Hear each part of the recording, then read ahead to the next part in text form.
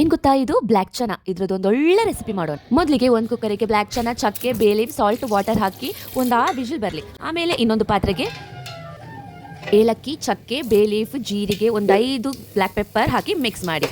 3-4 ಮೆಣಸಿನಕಾಯಿ, 2 ದೊಡ್ಡ ಈರುಳ್ಳಿ ಹಾಕಿ ಮಿಕ್ಸ್ ಮಾಡಿ. ಬ್ರೌನಿಶ್ ಕಲರ್ ಬಂದಮೇಲೆ ಅದಕ್ಕೆ ಶುಂಠಿ ಬೆಳ್ಳುಳ್ಳಿ ಪೇಸ್ಟ್, 4-5 ಟೊಮೆಟೊನ ಮಿಕ್ಸರ್ಗೆ ಹಾಕಿ ರುಬ್ಬಿ ಅದಕ್ಕೆ ಪೇಸ್ಟ್ ಮಾಡಿ ಇದಕ್ಕೆ ಹಾಕಿ.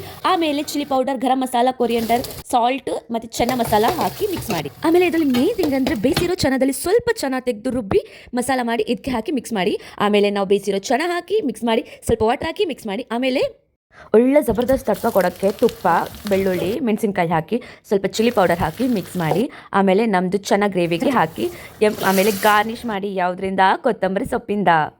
ಈಗ ನಮ್ಮದು ಟೇಸ್ಟಿ ಚೆನ್ನ ಗ್ರೇವಿ ರೆಡಿ ಟು ಈಟ್. ಒಮ್ಮೆ ಟ್ರೈ ಮಾಡಿ and subscribe for more videos. Thank you.